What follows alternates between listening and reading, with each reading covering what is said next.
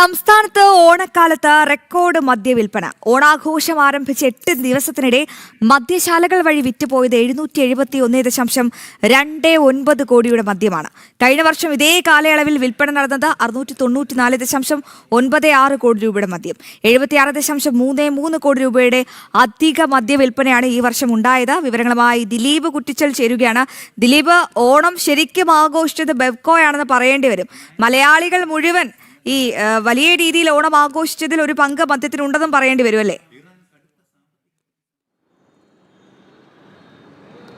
അശ്വതി, തീർച്ചയായും അങ്ങനെ തന്നെ കരുതേണ്ടി വരും. പ്രത്യേകിച്ച് ആ കണക്കുകൾ അത് തന്നെയാണ് സൂചിപ്പിക്കുന്നത്. മുൻകാലങ്ങളെ അപേക്ഷിച്ച്, അതായത് ഓരോ വർഷം കഴിയും തോറും മദ്യവിൽപ്പനയിൽ വമ്പിച്ച ഒരു കുതിച്ചുചാട്ടമാണ് ഉണ്ടാകുന്നത്. അത്തരത്തിലത്തെ ഒരു കുതിച്ചുചാട്ടം തന്നെയാണ് ഇത്തവണ ഉണ്ടായിരിക്കുന്നത്. അതിൻ്റെ കണക്കുകൾ പരിശോധിക്കുമ്പോൾ തന്നെ നമുക്ക് വ്യക്തമായി തന്നെ മനസ്സിലാക്കാൻ സാധിക്കുന്നുണ്ട്.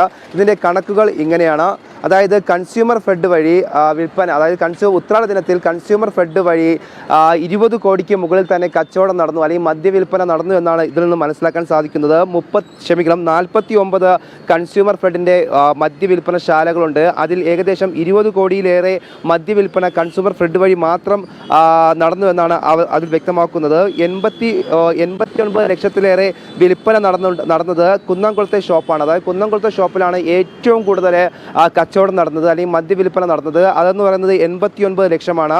കൊടുങ്ങല്ലൂരിലും അമ്പലപ്പുഴയിലുമാണ് 2ാം സ്ഥാനവും 3ാം സ്ഥാനമുള്ളത്. 2ാം സ്ഥാനം കൊടുങ്ങല്ലൂരാണെങ്കിൽ 3ാം സ്ഥാനം അമ്പലപ്പുഴയാണ്. ഈ 3 ഷോപ്പുകളിലാണ് ഈ കൺസ്യൂമർ ഫെഡ് വഴി ഏറ്റവും കൂടുതൽ മദ്യവിൽപ്പന നടന്നത്. എന്നാൽ നമുക്ക് ബെപ്കോ എടുക്കുമ്പോൾ ബെപ്കോയിൽ ഏറ്റവും കൂടുതൽ കച്ചവടം നടന്നത് 126 കോടി രൂപയുടെ കച്ചവടം എന്നാണ് ഇത്തവണ. പക്ഷേ മുൻകാലങ്ങളെ അപേക്ഷിച്ച് വളരെ കുറവാണ് സംഭവിച്ചത്. അതായത് കഴിഞ്ഞ വർഷം 137.64 കോടി രൂപയായിരുന്നു.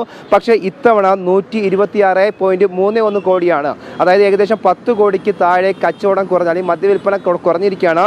എന്നിരുന്നാലും ഈ കൺസ്യൂമർ ഫെഡ് വഴി വിൽപ്പന കൂടിയോണ്ട് തന്നെ സ്വാഭാവികമായിട്ടും 76.33 കോടി വിൽപ്പനയാണ് അധികമായിട്ടുണ്ടായത്. അതായത് കഴിഞ്ഞ വർഷം ഈ സമയത്ത്, അതായത് കഴിഞ്ഞ വർഷം 2025 609 കോടിയായിരുന്നപ്പോൾ ഇത്തവണ 771 കോടിയായിട്ട് ഉയർന്നിരിക്കുകയാണ്. ഏകദേശം 77 കോടി രൂപയുടെ വർധനമാണ് ഉണ്ടായിരിക്കുന്നത്. മലയാളിയെ സംബന്ധിച്ചിടത്തോളം മദ്യം ഓണത്തിന്റെ ഒരു അവിഭാജ്യ ഘടകമായി മാറിയിരിക്കുന്നത് എന്താണ് എന്ന് തന്നെയാണ് ഇതുവഴി നമുക്ക് മനസ്സിലാക്കാൻ സാധിക്കുന്നത്. അശ്വതി. ശരി ദിലീപ്, വിവരങ്ങൾ വ്യക്തമാണ്. 8 ദിവസത്തെ വിൽപ്പനയിൽ മാത്രം 771 കോടി, അതായത് കഴിഞ്ഞ വർഷത്തേക്കാൾ 70-ലധികം കോടി രൂപയുടെ അധിക വരുമാനമാണ് ബെവ്കോയ്ക്ക് ഉണ്ടായത്. എന്തായാലും മലയാളികൾ ഓണം വലിയ രീതിയിൽ ആഘോഷിച്ചതിൽ മദ്യത്തിനും ഒരു വലിയ പങ്കുണ്ട്. എന്തായാലും വലിയ പ്രധാനപ്പെട്ട വിശദാംശങ്ങൾ പങ്കുവയ്ക്കുകയായിരുന്നു ദിലീപ് കുറ്റിച്ചൽ.